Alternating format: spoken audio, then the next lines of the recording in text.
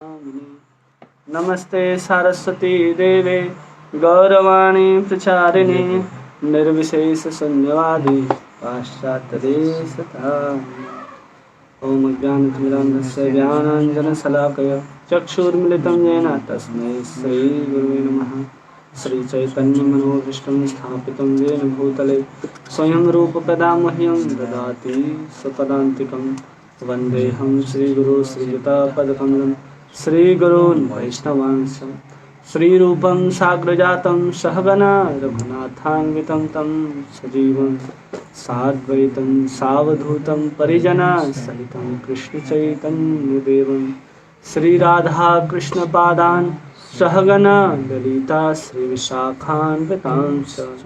हे कृष्ण करुणा सिंधु दीनबंधु जगत्पते गोपेश गोपिकाकान्त राधाकान्त नमोस्तुते। तप्त कांचन गौरांगी राधे वृंदावनेश्वरी वृषभानुसुते देवी प्रणमामि हरिप्रिये। वाञ्छाकल्पतरुभ्यश्च कृपा सिन्धुभ्येव च पतितानां पावनेभ्यो वैष्णवेभ्यो नमो नमः। जय श्री कृष्ण चैतन्य प्रभु नित्यानंद श्री अद्वैत गदाधर श्रीवासादि गौर भक्तवृंद। हरे कृष्णा कृष्णा कृष्णा हरे हरे, हरे राम राम राम हरे हरे। हरे कृष्णा कृष्णा कृष्णा हरे हरे, हरे राम राम राम हरे हरे। हरे कृष्णा कृष्णा कृष्णा हरे हरे, हरे राम राम राम हरे हरे। गुरुवे गौरचंद्राय राधिकाय तदालय कृष्णाय कृष्ण भक्ताय तद्भक्ताय नमो नमः। हरे कृष्णा। आप सभी का बहुत बहुत स्वागत है। आज हम लोग भगवान के 51 गुणों की चर्चा हम लोग कर चुके थे और 51 के बाद जो भी आगे गुण हैं 64 में बचे हुए उन गुणों की चर्चा करेंगे। ये 22वें अध्याय के अंतर्गत हम लोग अभी पढ़ रहे हैं। प्रभुपाद जी ने इसको अलग अलग अध्यायों के ऊपर बांटा है। इसमें 22वें अध्याय के अंतर्गत हम लोग 52वां गुण भगवान का जो सर्वज्ञ है वहाँ से हम लोग शुरू करेंगे। ठीक है। भगवान का 52 नंबर का गुण, 64 गुणों में 52, इसमें से हम लोगों ने 51 तक देख लिया था। 50 परम नियंता 50 तक देखा था, जिसमें ब्रह्मा जी को भी परम नियंता कभी कभी कह दिया जाता है, लेकिन परम नियंता ब्रह्मा जी नहीं माने जाते हैं। जीव के अंदर 50 गुण पाए जा सकते हैं। जो हम लोगों ने पीछे देखा वो सभी 50 गुण किसी भी जीव के अंदर अगर पूर्णता के स्तर पर पहुंच गया है, जैसे ब्रह्मा जी पूर्णता के स्तर पर हैं इसलिए वो सृष्टि के कारक हैं, तो ये पीछे के गुण जो हैं वो बहुत अधिक मात्रा में नहीं पाए जाएंगे वो 50 गुण, लेकिन वो 50 गुण की कुछ मात्रा ही जीव में पूर्ण रूप से पाई जाएगी। ऐसा नहीं कि वो परम नियंता बन ही जाएगा 50वां गुण के अनुसार। परम नियंता न हो करके भी वो अपने सृष्टि की वो खुद से नियंता कर सकता है, क्योंकि इस ब्रह्मांड के अंदर हमारे ही परंपरा में जो बात है वो क्या है कि ब्रह्मा जी से वो ज्ञान चलते हुए हमारे तक आया है नारद जी के माध्यम से, और उन्हीं की बातों को हम मानते हैं और उन्हीं के आदेश के अनुसार ये सृष्टि चलता है। भले ब्रह्मा जी को आदेश पहले भगवान कृष्ण ने दिया हो, लेकिन यहाँ के नियंता ब्रह्मा जी माने जाते हैं। इसलिए ये बात बता रहे क्योंकि 50 गुण जो हैं वो किसी भी जीवात्मा में पूर्ण रूप से पाए जा सकते हैं, लेकिन उसके बाद परिवर्तन रहित और सर्वज्ञ ये सब ब्रह्मा जी नहीं हो सकते हैं। केवल और केवल शिव जी हो सकते हैं। आगे 51, 52, 53, 54 और 55 ये 5 गुण भगवान शिव के अंदर विशेष रूप से पाए जाएंगे, और ये सब गुण मिलकर के कृष्ण में एक साथ पाए जाते हैं। तो हम लोग पढ़ रहे हैं सर्वज्ञ। जो व्यक्ति समस्त व्यक्तियों के भाव तथा सभी कालों एवं सभी स्थानों में होने वाली घटनाओं को समझ सकता है वह सर्वज्ञ कहा जाता है। क्या कहा जाता है? सर्वज्ञ कहा जाता है। तो इसमें रूप गोस्वामी एक उदाहरण देते हुए समझाते हैं कि भगवान कैसे सर्वज्ञ हैं।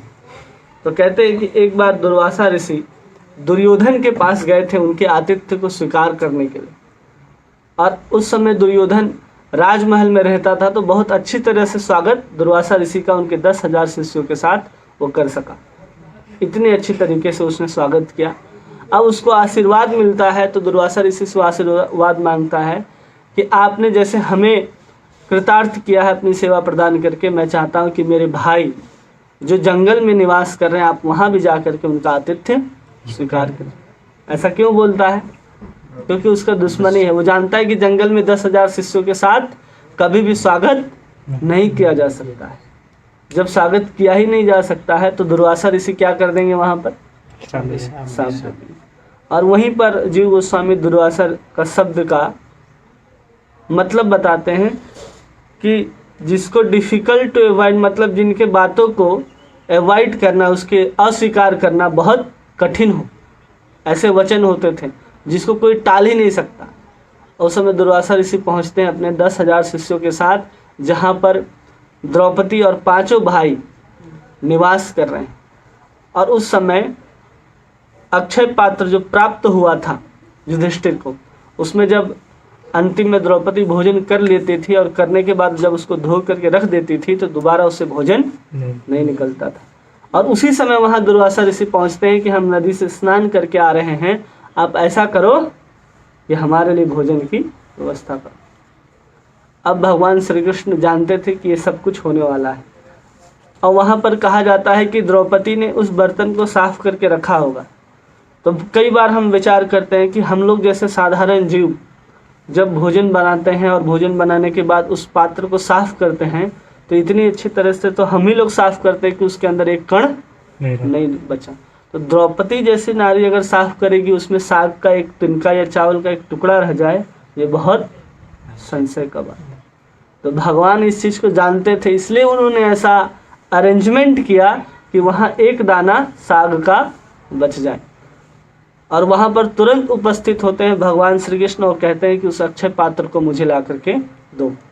द्रौपदी ला करके देती है, संकोच पूर्वक कहती है कि हम तो इसको धो दिया और मैंने भी इससे भोजन कर लिया है, अब इससे भोजन आने वाला नहीं है। भगवान कृष्ण उस पात्र के अंदर हाथ डालते हैं और एक साग का टुकड़ा निकालते हैं और उसको ग्रहण कर लेते हैं। तो अब बताइए कि ऐसा कैसे हो गया कि उसमें साग का टुकड़ा निकल गया? तो बहुत विचार करने के बाद ये विचार आता है कि जब भगवान हस्तिनापुर में है तो वहाँ विदुर के यहाँ, विदुरानी के यहाँ साग का छिलका खाए थे भगवान। उसी साग के छिलके को ले करके वहाँ भगवान पहुँच जाते हैं और उस पात्र में डाल करके वापस निकालते हैं, जिससे सारे 10,000 शिष्यों के सहित दुर्वासा ऋषि का पेट भर जाता है। फिर पांडव बुलाने जाते कि चलिए था भोजन कर लीजिए, लेकिन वो लोग नदी के किनारे स्नान करके ऐसे लेटते हैं जैसे मगरमच्छ या अजगर सांप लेते हैं ना भोजन के बाद, वैसे सब लेटे हुए और सब डकार ले रहे हैं। इससे पता चलता है कि भगवान सर्वज्ञ हैं, सब कुछ जानने वाले हैं, इसलिए उन्होंने ऐसा सब कुछ किया। यह है सर्वज्ञता। 53 नित्य नवीन। भगवान कौन है? नित्य नवीन। तो इसमें प्रभुपाद जी सबसे पहले लिखते हैं, इतने नित्य नवीन है, केवल उनकी लीला, उनका नाम, उनका गुण, उनका रूप के अलावा जो कुछ उन्होंने कहा है आज से 5,000 वर्ष पूर्व, वो भगवत गीता भी आज हर बार हम लोग सुनते हैं, पढ़ते हैं तो हमेशा नया लगता है। इसको प्रभुपाद जी बताते हैं। और ये भी कहा जाता है कि एक और उदाहरण देते हैं इसमें कि द्वारिका में जितने लोग, जितनी रानियां हैं उनकी, वो सब भगवान कृष्ण के साथ संसार करती हैं, 24 घंटे उनको देखती हैं, फिर भी उन लोगों को मन नहीं भरता। जैसे चंचला कहा जाता है लक्ष्मी को, क्या कहा जाता है? चंचला। वो भी भगवान को नहीं छोड़ना चाहती। क्यों? क्योंकि वो देख रही है कि हमेशा भगवान नित्य नवीन होते जा रहे हैं। तो सिर्फ कहा जा रहा है कि हमेशा स्वभाव बदलता रहता है, लेकिन कृष्ण के साथ हमेशा संसर्ग के बाद भी लक्ष्मियां जो हैं क्षण भर के लिए उनका पीछा नहीं छोड़ती। क्यों? भगवान हर क्षण नए होते जा रहे हैं, हर क्षण नए होते जा रहे हैं। इसके पीछे हम एक स्टोरी भी बताए थे ना कि एक चित्रकार आता है और बनाता है, लेकिन द्वारिका में वो बना नहीं पाता। ऐसे नवीन होते जाते हैं भगवान। और इतने आकर्षक हैं कि उसमें कहती है राधा रानी ललित माधव ग्रंथ के अंदर कि कि भगवान ने हमारे सतीत्व को तराश रहे हैं अपने नज़रों के माध्यम से। उनकी जो आंखें हैं, नयन हैं, वो कटारी के समान इतने चोखे कि हमारे सतीत्व को वो बना रहे हैं। वही दूसरे शब्द में कहा जा रहा है कि हमारे सतीत्व को तोड़ रहे हैं। उनकी आंखों को, उनके स्वरूप को देख करके हमारा सतीत्व अपने सतीत्व को तोड़ रहे हैं। अधिकांश संख्या विवाहिता थी, उसके बाद भी उनका जो सतीत्व है, पति के प्रति प्रेम जो है उनका, उसको छोड़ करके वो कृष्ण की तरफ आकर्षित हो जाते, इतने नवीन हो जाते हैं भगवान कृष्ण। तो कहते हैं कि उनकी जो आंखें हैं वो कटारी के समान हैं। तो ये है उनका नित्य नवीन स्वरूप, जिसको देख करके राधा रानी और समस्त गोपियां हमेशा उनके तरफ आकर्षित हो रही हैं। और उनके स्वरूप को देख करके विवाहित होने के बाद भी भगवान कृष्ण को देख करके अपने सतीत्व को भंग कर लेती। भगवान का 54 गुण सच्चिदानंद विग्रह। तो सबसे पहले ब्रह्म संहिता को श्लोक याद आता है कि ईश्वर परमः कृष्ण सच्चिदानंद विग्रह अनादिर आदिर गोविंद सर्व कारण कारण। यहाँ सच्चिदानंद का मतलब क्या है? सत्य का अर्थ है समस्त देश काल और परिस्थिति में विद्यमान रहने वाला, उसको बोलते हैं सत्य। सत्य का अर्थ है शाश्वत, जिसका कभी विनाश ना हो। फिर चिद का अर्थ है ज्ञान से पूरित, पूर्णतः ज्ञान से पूरित हो। और आनंद का अर्थ है कि वो हमेशा आनंदमय रहे, नित्य निरंतर उसके अंदर आनंद भी बढ़ना चाहिए। तो इसमें पातंजलि योग सूत्र में कहा जाता है कि अगर कोई सच्चिदानंद घन मूर्ति भगवान कृष्ण का अगर दर्शन कर लेता है तो उसके 5 अनर्थ जो हैं वो अपने आप तुरंत समाप्त हो जाते हैं, केवल दर्शन मात्र से, और वो आनंद से परिपूरित हो जाता है। और भागवतम के जब मंगलाचरण करते हैं तो उसमें भी कहते हैं सत्यम परम धीमहि। वहाँ उसी सत्य को विशेषण लगा करके कहा गया कि जो सत्य है वो परम सत्य है। दोनों में अंतर क्या होता है? एक सत्य जो है वो किसी काल में सत्य दिखाई देता है, फिर बाद में बदल जाता है। जैसे कई बार हम लोग उदाहरण देते हैं ना कि अभी समय हो रहा है 6:15 और 35 सेकेंड। जैसे ही मैंने 35 सेकेंड कहा वो 36-37 हो गया, मतलब वो उसी समय तक केवल सत्य था। लेकिन कृष्ण हर क्षण सत्य थे और आगे भी सत्य रहेंगे। तो इसलिए उनको कहा जाता है सत्यम परम धीमहि। समझ गए? ये सच्चिदानंद। और बाकी इसमें लिखते हैं कि भगवान क्षीरोदक्षाय विष्णु, महाविष्णु, ब्रह्म ज्योति, ये सब उनका लघु प्रदर्शन है। भगवान इतने विशाल और इतने विराट है। रूपा जी इसको अंतिम पैराग्राफ में लिखते हैं। और ये भी कहते हैं कि जो मायावादी लोग हैं वो भगवान के इस स्वरूप को कभी नहीं समझ सकते, भगवान के सच्चिदानंद स्वरूप को कभी नहीं समझ सकते। आपने इस उपनिषद में पढ़ा होगा कि जो ब्रह्म है केवल सत्य के रूप में प्रतिपादित होता है, जो परमात्मा है वो सत्य और चित्त दोनों के रूप में, और जो पूर्ण भगवान है वही सच्चित और आनंद तीनों के रूप में हम उनको अनुभव करते हैं। 55 समस्त योग सिद्धियों से युक्त। हमने जो सिद्धियां बताई थी, 8 सिद्धि भी बताई थी और उसके अलावा 23 सिद्धियां भी बताई थी। तो यहाँ रूप गोस्वामी कहते हैं ये तो सिर्फ एक समुद्र है, उस समुद्र में कुछ कणों को उठा करके हम उनके गुणों का वर्णन कर रहे हैं, जिसमें 8 सिद्धियां हैं। अनिमा, लंघिमा, महिमा, इसिता, वशिता, कामावसायिता, ऐसे 8 सिद्धियों के नाम हैं जो भगवान में पूर्ण रूप से पाई जाती हैं। और वो सब सिद्धियां भगवान से ही आती हैं, भगवान में पाई जाती हैं, ऐसा अगर हम कहेंगे तो ये गलत होगा। वो सब वहीं से आती हैं। तो 55 गुण जो होता है समस्त योग सिद्धियों से युक्त होता है। इसलिए कभी कभी हम लोग ये 55 गुण जो हैं वो भगवान शंकर के अंदर पाए जाते हैं, इसलिए उनको भी कहते हैं सच्चिदानंद विग्रह। कोई लोग कहते हैं उनसे भी आनंद आता है, वो भी जब नटराज के रूप में नृत्य करते हैं वो भी आनंद को लेना चाहते हैं, तो वो भी गोपी का वेश धारण करके अन्नपूर्णा से उनके वेश को लेकर के वृंदावन के रास मंडल में उपस्थित होते हैं और भगवान कृष्ण के साथ रास करने की इच्छा करते हैं। तो ये गुण पाया जाता है, इसलिए वहां पर उनको भी इच्छा आती है, क्योंकि पूर्ण नहीं है ना। आगे जो 4 गुण है वो किसी के पास है ही नहीं, तो उनके अंदर भी इच्छा आती है कि हम भी उस रास माधुरी का, उस रूप माधुरी का आस्वादन करें। क्योंकि भगवान शंकर का स्वरूप कैसा है? भगवान शंकर भस्म लगाते हैं, सांपों की माला पहनते हैं, नरमुंड धारण करते हैं। तो ये सब देख करके किसी को नहीं लगेगा भगवान शंकर रूप माधुरी बहुत विशेष है, ऐसा कोई नहीं कह सकता। तो केवल कृष्ण में ही पाए जाएंगे। और इस 55-56 से लेकर के 60 तक के जो गुण होंगे वो भगवान विष्णु के अंदर पाए जाएंगे, चाहे वो गर्भोदक्षाई विष्णु हो, क्षीरोदक्षाई विष्णु हो अथवा कारणोदक्षाई विष्णु हो। उन सब में ये पांच गुण और पाए जाएंगे। कृष्ण की अचिंत शक्तियां, क्या शक्ति है?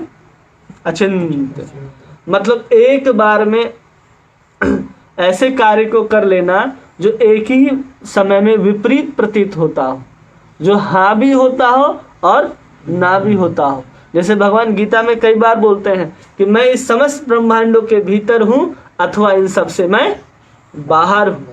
तो ये क्या है? एक साथ भगवान अंदर भी हो रहे हैं और एक साथ भगवान बाहर भी हो रहे हैं। ऐसा कैसे संभव है? मैं हूं भी और मैं नहीं भी हूं।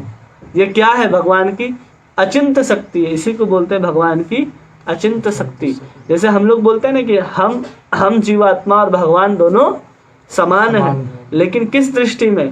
केवल और केवल गुण में, वो भी कुछ मात्रा में, और स्वरूप में मात्रा में नहीं।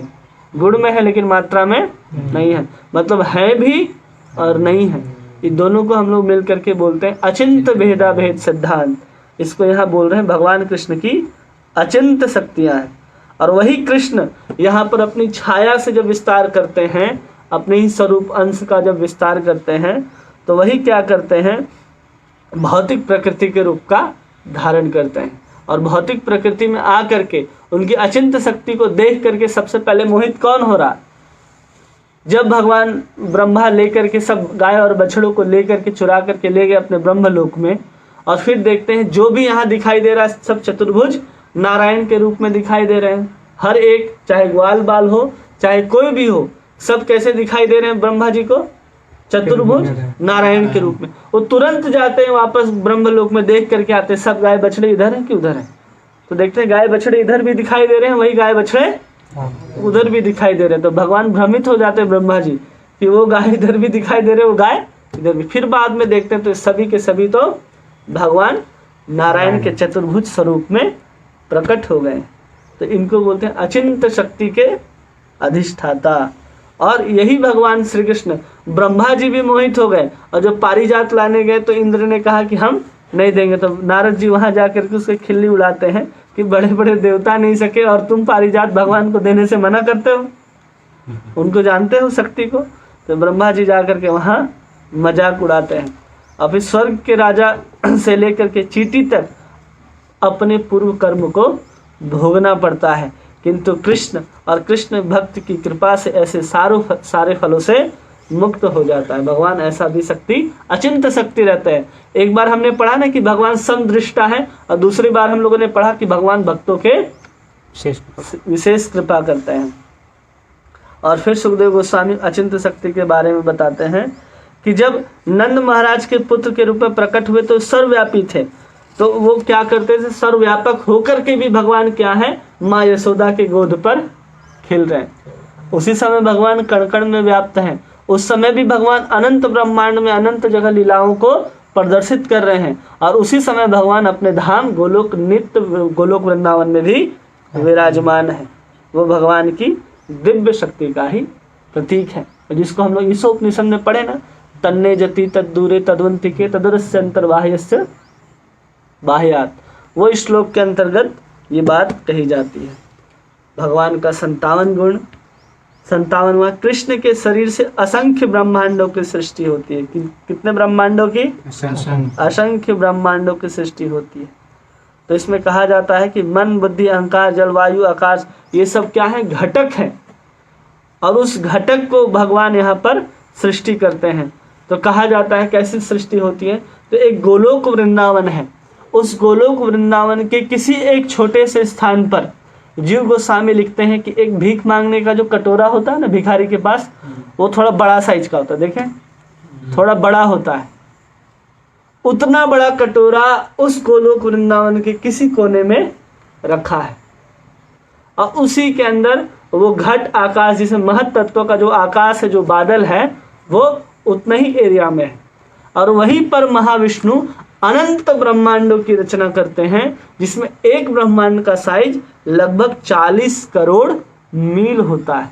इतना बड़ा गोलोक वृंदावन का धाम है। वहाँ भौतिक जगत का साइज केवल इतना है, एक भिखारी के कटोरे के समान, जहाँ हम सब अनंत कोटि ब्रह्मांड के अंदर अनंत कोटि जीव यहाँ पर निवास कर रहे हैं। फिर भी हमारे ऊपर कृपा करने के लिए भगवान उस भौतिक जगत के अंदर अनंत लीलाओं को प्रदर्शित करके हमको अपने पास बुलाने का प्रयास करते हैं। और ये भी कहते हैं कि जब ब्रह्मा जी मोहित हो गए थे वहां पर कृष्ण की इन शक्तियों को देख करके, तो कौन जानता है कि वहां पर कौन से ब्रह्मा आए थे।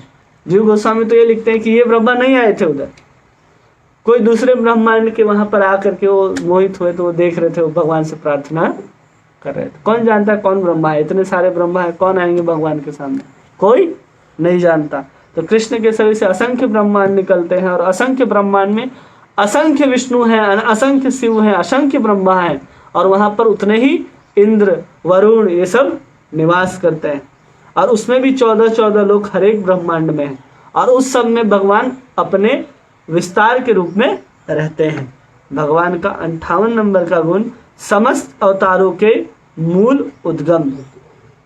इसमें उदाहरण देते हैं कि गीत गोविंद में लिखा गया है कि वही कृष्ण क्या कर रहे हैं, मत्स्य के रूप में आ रहे हैं, वही कृष्ण वराह के रूप में आ रहे हैं, वही कृष्ण नरसिंह के रूप में आ रहे हैं, वही कृष्ण राम के रूप में आ रहे हैं। तो सभी अवतारों के जो उद्गम है, जहाँ से सब अवतार ग्रहण करते हैं, वो कौन है? कृष्ण। और जब कृष्ण आते हैं इस धराधाम में, तो सब अवतार उनके अंदर ही समाविष्ट रहते हैं।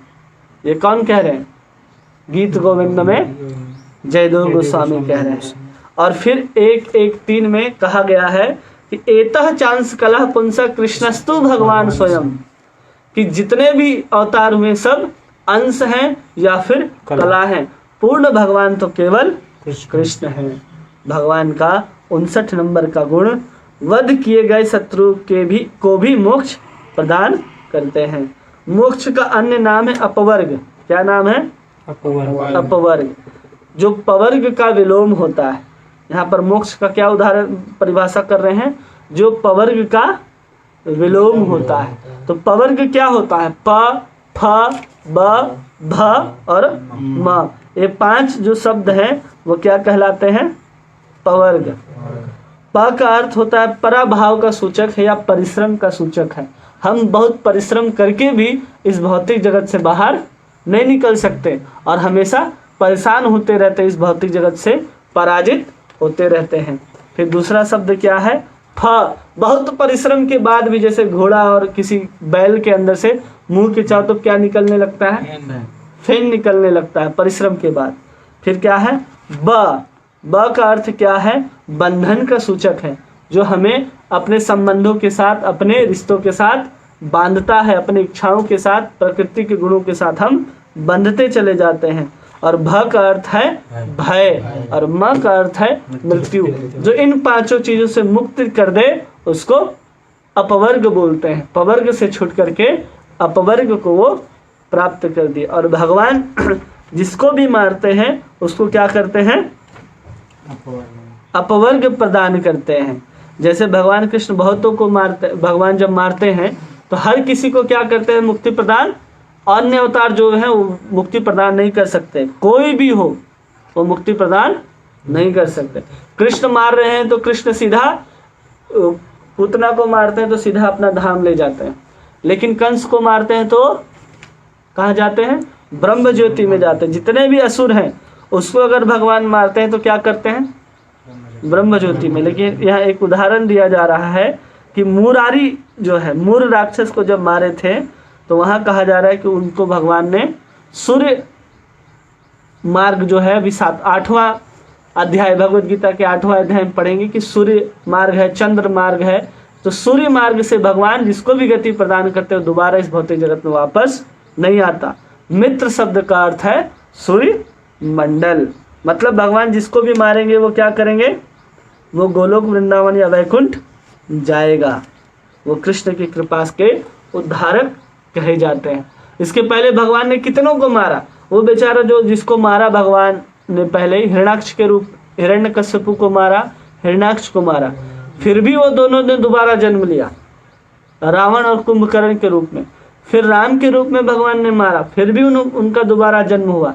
फिर कृष्ण ने दंत वक्र शिशुपाल के रूप में मारा, फिर उनका दोबारा जन्म नहीं हुआ। इसलिए मुक्तिदाता सर्वेशाम विष्णु आराधनम परम, वही सबको मुक्ति प्रदान कर सकते हैं। 60वां परमहंसों के भी आकर्षक है। क्या है वो? परमहंसों के भी, जिसमें सनत कुमार कहते हैं कि हम तो यहाँ घूमने के लिए आए थे निर्विशेष ब्रह्मवादी का, लेकिन उस ब्रह्म को जब हम पार करके दिव्य गोलोक वैकुंठ जगत में हम प्रवेश करते हैं तो हे नाथ, हम आपके चरणों में चढ़े हुए तुलसी की सुगंध देख करके इतने आकृष्ट हो जाते हैं कि हम आपके दिव्य स्वरूप की आराधना शुरू करते हैं। सुखदेव गोस्वामी के साथ भी यही होता है कि वो ब्रह्मवादी थे, लेकिन बाद में वो भगवान राधा कृष्ण की दिव्य लीलाओं के प्रति आकर्षित हो जाते हैं और उनकी लीला गान शुरू करते हैं। तो ये 60 गुण जो भगवान विष्णु के अंतर्गत पाई जाएंगे। भगवान का 61वां गुण जो किसी अन्न में पाया नहीं जाएगा, मतलब उनकी लीला माधुरी। इसको यहाँ अद्भुत कार्यकलाप लिखा गया है, यहाँ पर अर्थ है इसका लीला माधुरी। भगवान कृष्ण का क्या है सबसे अधिक? लीला माधुरी। जितने भी अवतार हुए ना भगवान के, सब ने कुछ न कुछ लीलाएं प्रदर्शित की हैं। ऐसा नहीं कि वामन जी आए तो उनका कोई लीला ही नहीं है, बेचारे बलि को ठग करके सारा का सारा ब्रह्मांड लूट करके चले गए, उन्होंने भी लीला की। भगवान नरसिंह आए, उन्होंने भी लीलाएं की। भगवान राम आए, उन्होंने भी लीलाओं को प्रदर्शित किया। लेकिन भगवान श्री कृष्ण की लीलाओं में ऐसा क्या है कि केवल उन्हीं को कहा जा रहा है कि अद्भुत लीला माधुरी सिर्फ भगवान कृष्ण के पास ही है।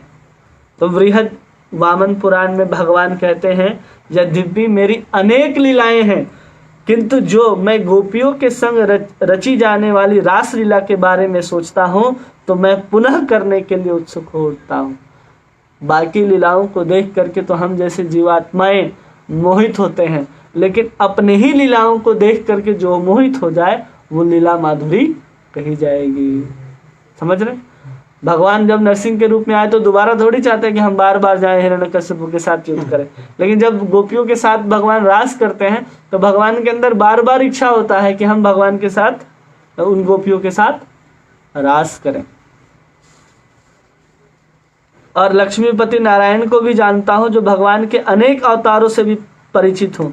उन सारे अवतारों की समस्त लीलाएं निश्चित ही मेरे मन को उत्कंठित करती हैं, लेकिन तो भी भगवान कृष्ण द्वारा संपन्न की जाने वाली रास लीला मेरे दिव्य आनंद की अद्भुत रूप से वर्धित करती है।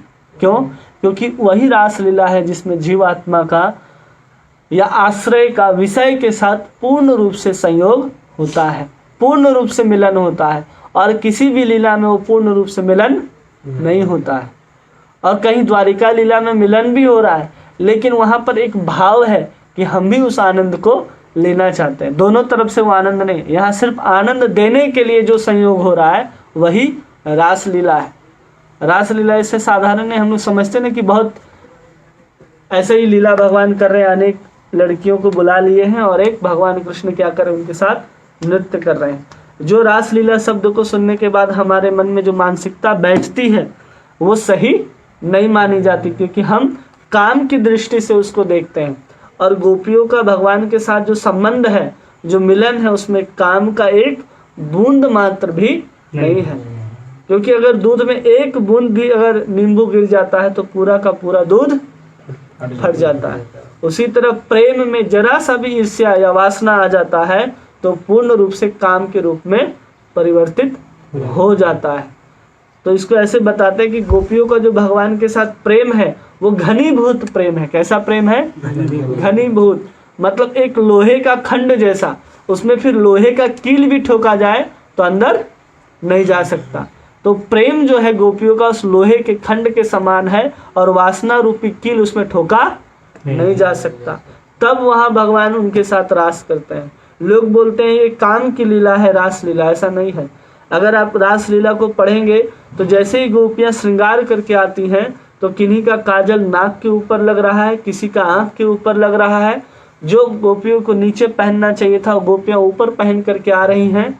जिसका नाक में जो श्रृंगार करना था उसको कान में लगा रही हैं। पायल पैर में पहनना था उसको गर्दन में, अपने गले में लटका करके आ रही हैं। लेकिन भगवान वहां अपने आप को बहुत सुंदर सजा करके आ रही हैं। अगर कृष्ण के अंदर वासना होती और गोपियों के अंदर काम वासना होती तो अपने आप को अच्छी तरह से सजा करके पहुंचते, लेकिन वहां पर वे उस तरह से सज करके नहीं पहुंचते हैं। वो अस्त्र व्यस्त भरणा कहते हैं वहां पर, कि अपने वस्त्र को ऐसे धारण करके गोपियां पहुंचती हैं कि वहां लेस मात्र भी किसी को खबर ना हो कि ये काम से मोहित होकर के कृष्ण के पास जा रही हैं। और वहां जाने के बाद प्रणय गीत में भगवान कहते हैं कि वापस चले जाओ। भगवान से बोलते हैं कि हम वापस जाने के लिए नहीं आए हैं। इसे समझना चाहिए कि रासलीला एक साक्षात सुखदेव गोस्वामी सुना रहे हैं, और मरने वाला व्यक्ति है राजा परीक्षित, उसको ये सब लीला क्यों सुनाएंगे अगर इसमें वासना होंगी, इसमें काम होगा तो। ये शुद्ध लीला है जिसको सुन करके हम जैसे जीवात्माओं की काम वासना धीरे धीरे समाप्त हो जाएगी। उसको रासलीला कहते हैं, जो केवल और केवल कृष्ण ही कर सकते हैं। कोई भी अवतार आए वो इस रासलीला को पूर्ण नहीं कर सकते जैसे कृष्ण ने किया। कई लोग कहते हैं कि भगवान राम ने 99 रास की और एक जो बच गया था कृष्ण ने, लेकिन वहां पर केवल माता सीता थी, उनके साथ अन्य दूसरी कोई भी गोपियां नहीं थी। केवल एक नायक और एक नायिका थे। यहाँ पर अनेक नायिका हैं और एकमात्र नायक है हमारे भगवान कृष्ण। उन्होंने ही अपना अनंत रूप में विस्तार किया और हर गोपियों के साथ वे नृत्य करते हैं। ये जो रास है वो कोई और नहीं कर सकता। यही अद्भुत कार्यकलाप को यहाँ पर भगवान की लीला माधुरी के अंतर्गत रखा गया है। भगवान का 62वां गुण प्रिय भक्तों से घिरे रहना। ये हो गया लीला माधुरी और ये हो गया रूप प्रेम माधुरी। प्रेम माधुरी, प्रिय भक्तों के साथ घिरे रहने वाला कृष्ण। प्रभुपाद जी लिखते हैं इसका अर्थ है प्रेम माधुरी। जब भी हम कृष्ण को देखेंगे ना वो अकेले दिखाई देने वाले। अगर कोई व्यक्ति कृष्ण को अकेले देख रहा है, केवल कृष्ण को देख रहा है, तो वो आनंद नहीं ले सकता, उनके प्रेम माधुरी का आस्वादन कर ही नहीं सकता। क्योंकि उसके साथ क्या होने चाहिए, उनके साथ पगड़ी भी बंदी है ना अगर उनके सर में, तो समझना चाहिए कि कृष्ण अकेले नहीं है। जब भी देखेंगे तो कृष्ण बलराम के कंधे पर एक हाथ रख करके खड़े हैं और जितने भी ग्वाल बाल हैं सब सामने बैठे हैं। अगर भगवान कृष्ण राधा रानी के साथ हैं तो राधा रानी भगवान कृष्ण के कंधे पर हाथ रखती है और अष्ट सखियां चारों तरफ बैठी रहती हैं और ढेर सारे मृग पशु आदि अनेक वृक्षों के ऊपर बैठ करके उनके सुंदर सुंदर गुणों का गान किया करती हैं। यहाँ पर एक बात कहती है गोपी कि हमेशा घिरे रहते हैं, तो कैसे घिरे रहते हैं। तो एक बहुत सुंदर श्लोक है, निकालिएगा 10वें स्कंद गोपी गीत, नहीं छोड़ दीजिए, मिल गया।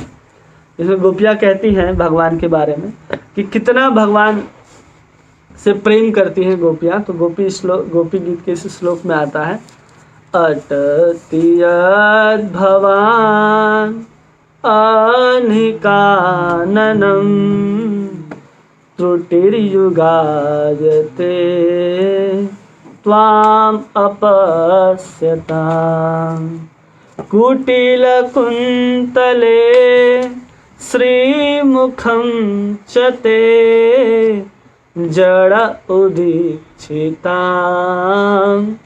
पद्मकृतृषां। हे कृष्ण, जब आप गायों को लेकर के वनों में चराने के लिए चले जाते हो और संध्या तक जब आप आते नहीं हो, तो एक एक समय, एक एक त्रुटि का जो समय है हमें युगों के समान प्रतीत होता है।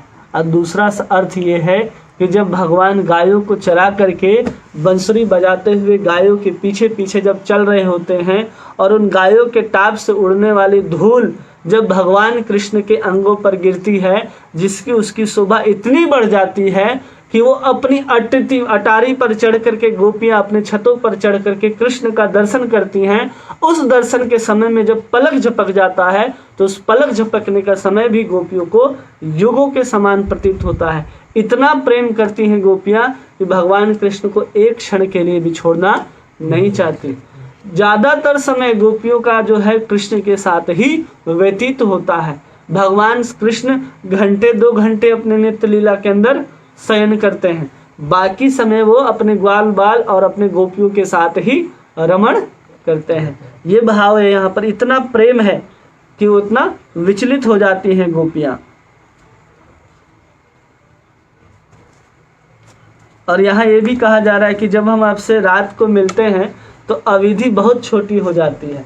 तो उसको रूप गोस्वामी वहाँ बताते हैं कि जब रास हो रहा था, भगवान जब रास कर रहे थे तो एक रात हुआ था, शरद पूर्णिमा की वो एक रात्रि। और उद्धव जी भी उस चीज को कंफर्म करते। दो जगह ये बात आता है। एक बार तो जब रास समाप्त होता है उसी समय सुखदेव गोस्वामी कहते हैं कि एक रात जो ब्रह्मा जी की पूरा दिन होता है ना, उतनी समय की वो एक रात्रि थी जितना समय में भगवान कृष्ण ने रास किया था। और उस रात्रि का जो समय लिखा जा रहा है वो कितना लिखा जा रहा है यहाँ पर, 1 दहाई सैकड़ा हजार 10,000 लाख करोड़ 10 करोड़, लगभग 4 अरब 30 करोड़ वर्ष तक क्या किया था, भगवान कृष्ण ने उन गोपियों के साथ रास किया था। और जब गोपियों को उतने समय तक रास, ब्रह्मा की एक रात्रि मतलब कल्पों तक रास करने के बाद जब गोपियों को कहा गया, भगवान कृष्ण कहते हैं कि अब चली जाओ अपने घर, अब सुबह होने वाला है।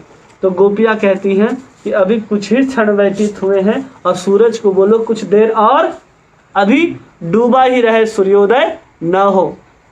मतलब कि वहां गोपियों को अभी भी लग रहा है कि अभी भी भगवान क्या कर रहे हैं कि बहुत छोटा सा समय हमारे साथ व्यतीत करे, जबकि ब्रह्मा की एक रात व्यतीत हो चुका है, वो भी गोपियों को कुछ क्षण के समान व्यतीत हो रहा है। ऐसा होता है ना, जब हम किसी ऐसे व्यक्ति के साथ रहते हैं जिनके साथ हम बहुत प्रेम करते हैं और समय बहुत जल्दी व्यतीत हो जाता है तो लगता है क्या कितना खराब हुआ। जब रात को बहुत अच्छा नींद आता है तो हमको लगता है बहुत जल्दी सुबह हो गया। तो सोचिए उन गोपियों का सौभाग्य जो ब्रह्मा की रात्रि के बराबर भगवान का संग करती हैं रात भर, फिर भी उनको लगता है कि भगवान ने एक क्षण में ही हमें दूर कर दिया। यह है गोपियों का प्रेम और यह है भगवान का प्रेम माधुर्य। भगवान का 63वां गुण, भगवान कृष्ण की मोहक वंशी। बोलते हैं कि जब गोपियां या उनके जितने भी वृंदावन के वासी हैं सब भगवान कृष्ण की बांसुरी को सुनते थे, चाहे बंदर हो, चाहे तोते हो, चाहे वृक्ष हो, चाहे नदी हो। उनमें से कोई आते थे नंद बाबा के पास और माता यशोदा के पास और कहते थे कि हे कृष्ण, तुमने ये बांसुरी बजाना कहाँ से सीखा?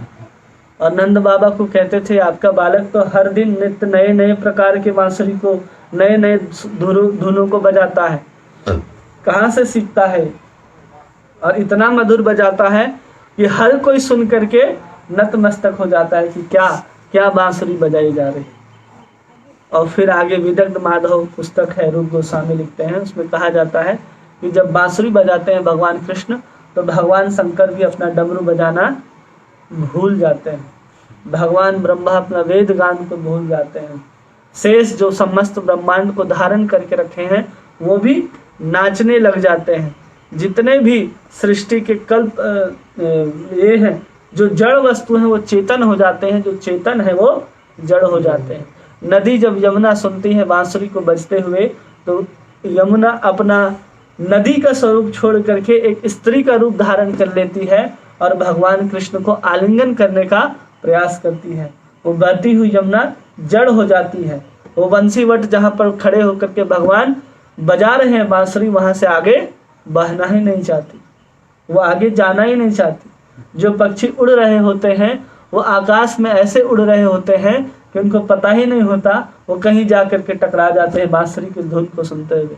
जो बछड़े गाय की दूध पी रही होती है वो बछड़े गाय का दूध पीना भूल करके भगवान कृष्ण की उस मधुर बांसुरी को सुनने में लग जाती हैं। जो गोपियां भगवान की सेवा करने के लिए, अपने घर वालों की सेवा करने के लिए भोजन पका रही होती हैं, उनको ये ध्यान ही नहीं रहता कि हमने अभी दूध में खीर डालना है कि नमक डालना है। अपने बच्चे को दूध पिला रही होती हैं तो बच्चा स्तन का दूध पी रहा है या क्या पी रहा है उनको खुद ज्ञान ही नहीं होता। ऐसा भगवान का बांसुरी का धुन है जो इस ब्रह्मांड के आवरणों को छेद करके भी वैकुंठ तक पहुंचती है। ऐसा भगवान बांसुरी बजाते हैं।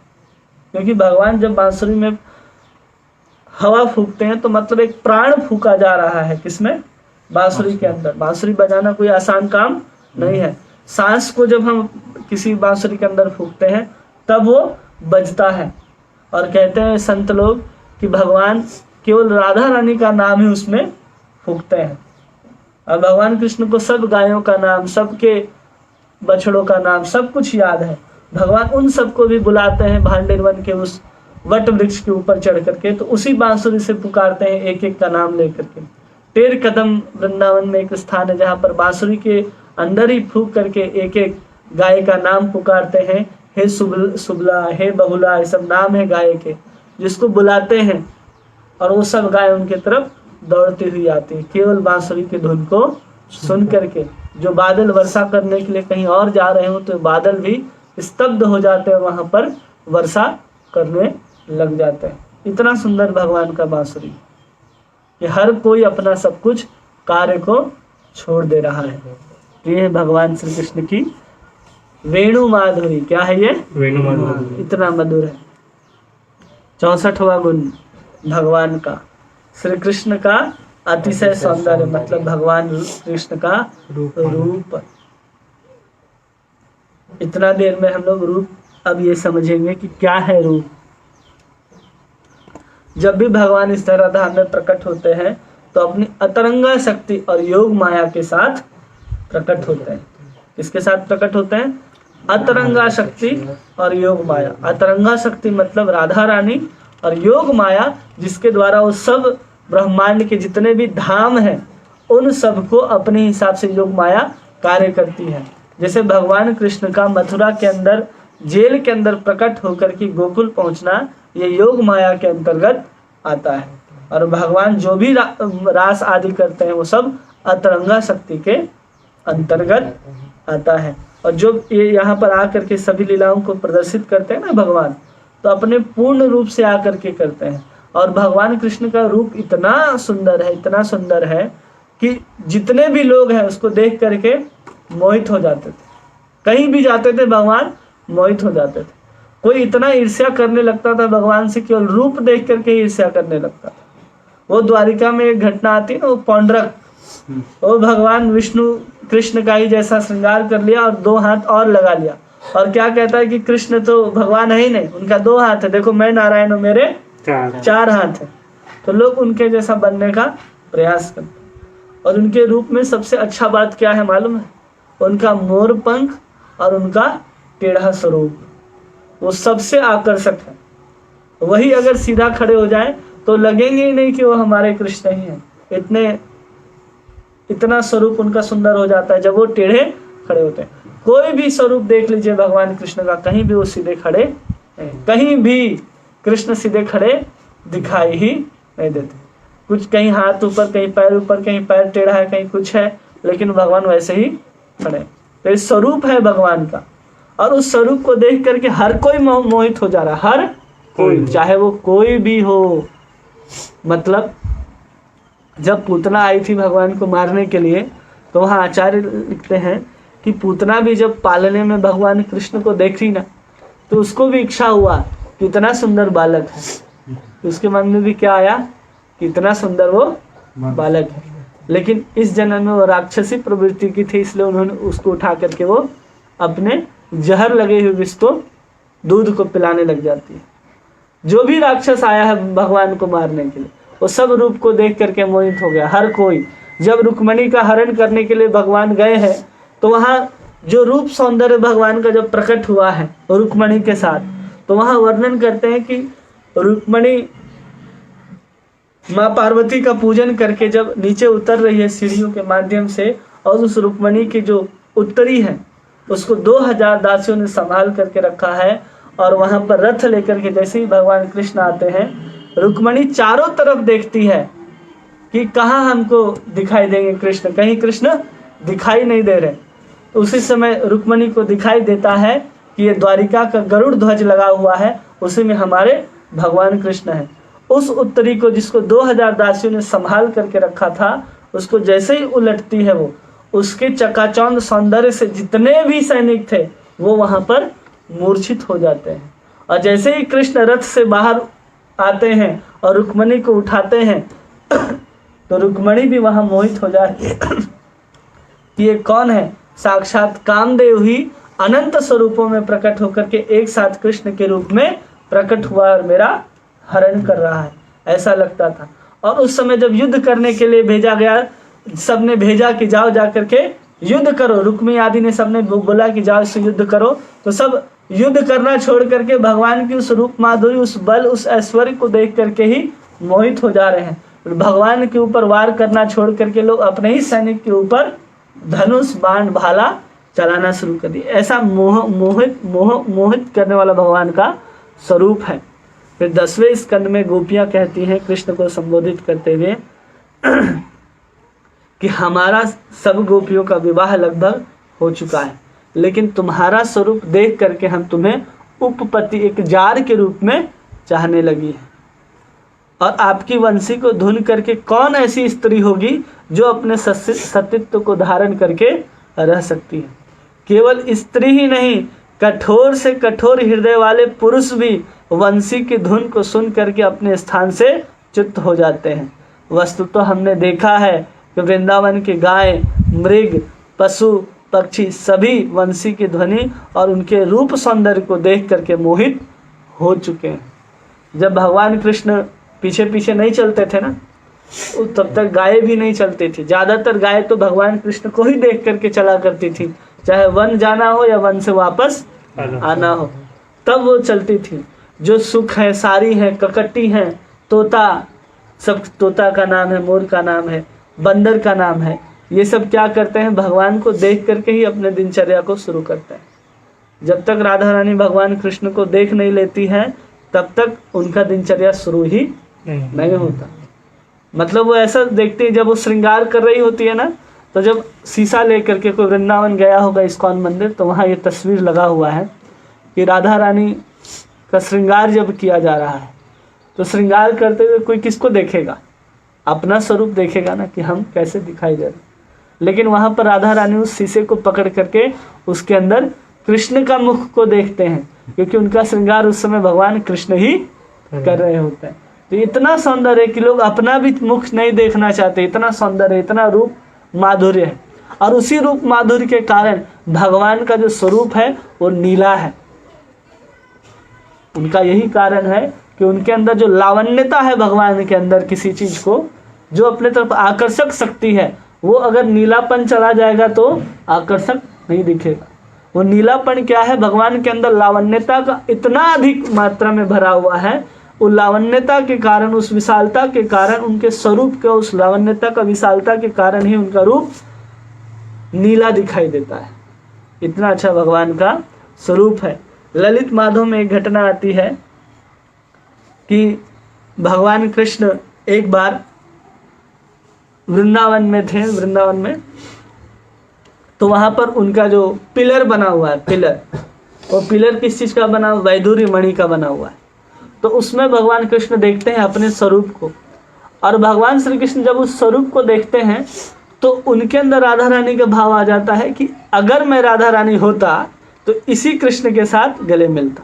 भगवान के अंदर ये भाव आ रहा है कि अगर मैं राधा रानी होता तो मैं इस व्यक्ति के साथ ही गले लगता, इस व्यक्ति को ही चाहता। इतना सुंदर स्वरूप है भगवान कृष्ण का कि कृष्ण ही अपने रूप को देख करके मोहित हो जा रहे। इसके पहले तो दूसरे कोई मोहित हो रहे थे, लेकिन इतना सुंदर स्वरूप है भगवान का कि वो स्वयं मोहित हो जा रहे अपने ही रूप को देख करके।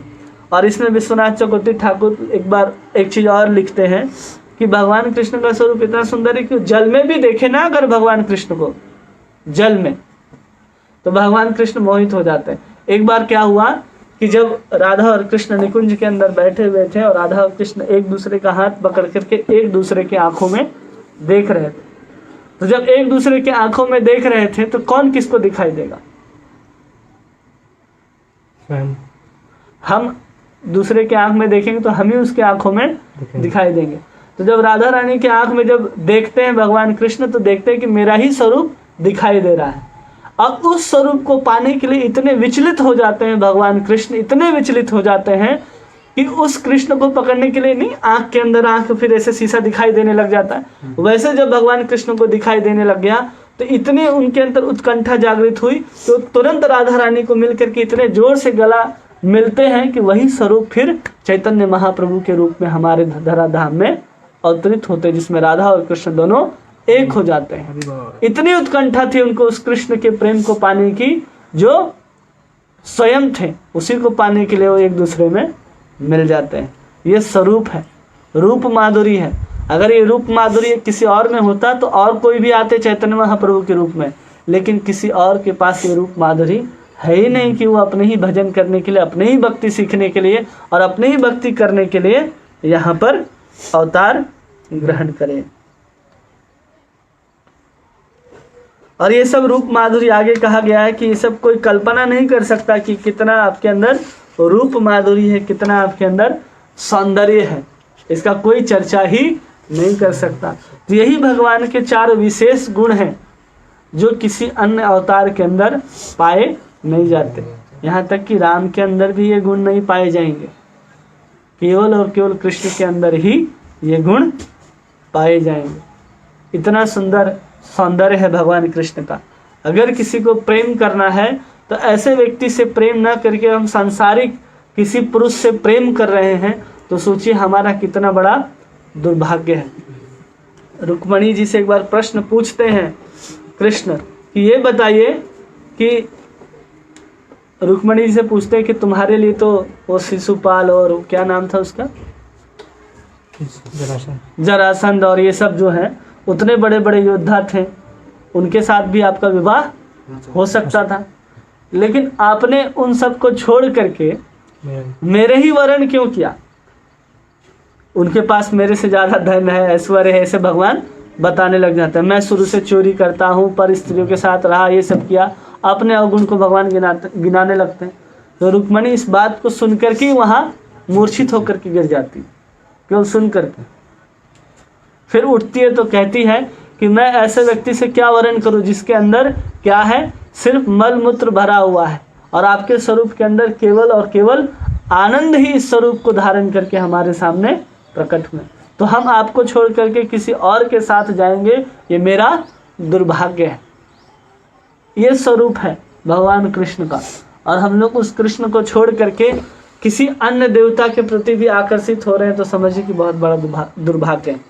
इंसान के प्रति होना तो नरक के ही समान है। हम किसी इंसान से प्रेम कर रहे हैं तो हम अभी नरक में निवास कर रहे हैं, समझ रहे? इसलिए हमको उन सब की आसक्तियों को छोड़ करके कृष्ण से ही प्रेम करना है। अगर किसी कोई कहता है कि हम पति पत्नी हैं तो हमें एक दूसरे के साथ प्रेम करना चाहिए, करो एक दूसरे के साथ प्रेम, लेकिन एक दूसरे के साथ प्रेम करो और दोनों एक दूसरे में समा करके, दोनों एक दूसरे से समा करके राधा और कृष्ण के चरणों में समा जाओ तो दोनों का प्रेम सफल है। लेकिन दोनों एक दूसरे का ही प्रेम करते हैं, एक दूसरे का ही थोबड़ा चाटने में रहता है, लेकिन दोनों को ये पता ही नहीं चलता कि इनसे ज्यादा सौंदर्य भगवान कृष्ण के चरणों में चढ़ी हुई तुलसी का आस्वादन करने में है। उनके द्वारा जो बंसी वादन होता है उसको सुनने में जो कानों को आनंद आता है, वो आनंद की कोई कल्पना ही नहीं कर सकता। हम जो आज संगीत सुनते हैं उसमें हमको आनंद आता है, वाह कितना अच्छा गाया, कितना अच्छा बजाया, लेकिन भगवान कृष्ण जब बजा रहे हैं बंसी को तो उसको देख करके, उसको सुन करके जो मोहित हो जा रहे हैं, ब्रह्मा जैसे आदि, ब्रह्मा जैसे देवता लोग, जैसे भगवान शंकर डमरू कितना अच्छा बजाते हैं, उनका भी डमरू बजाना छूट जाता है। वीणा सबसे अच्छा कौन बजाता है? भगवान रामचंद्र वीणा बहुत अच्छा बजाते हैं। जब वैकुंठ तक पहुंचता है ना, अयोध्या तक, तो वो भी सुनते हैं कि कृष्ण के द्वारा बांसुरी बजाया गया, वो कितना अद्भुत और सुंदर है। आगे हम लोग पढ़ेंगे कि भगवान के पास 4 प्रकार की बंसी है। कितने प्रकार की? 4। और कौन कब बजाया जाता है हमको समझ में आएगा। एक को कहते हैं बांसुरी, एक को वंशी, एक ठो का आकर्षणी और एक का नाम है वेणु।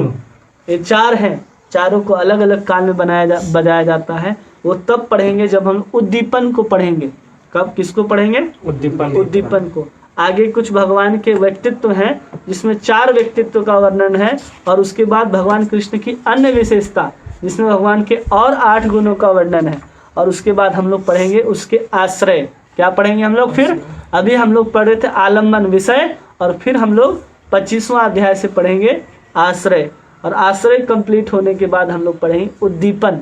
तब हमारा ये जो दक्षिण विभाग है, उत्तर विभाग है, हाँ दूसरा विभाग है, वो हमारा पूरा होगा। तो हम प्रयास करेंगे कि आज शाम में ये 23 अध्याय और 24 अध्याय हम समाप्त कर लें, ताकि हमारा कोर्स समय पर समाप्त हो। और आप सभी से निवेदन है कि आप सभी का जो फ्रेंड रिक्वेस्ट बलभद्र दास के आईडी में आ रहा है, तो सबसे निवेदन है कि बलभद्र दास एक पेज बनाया गया है, उस पेज में जा कर के आप लोग लाइक कर सकते हैं, या फिर बलभद्र दास एक यूट्यूब चैनल है, उसको भी आप लोग सब्सक्राइब कर सकते हैं। ठीक है, आप सभी का बहुत बहुत धन्यवाद। हरे कृष्णा। श्रील प्रभुपाद की जय।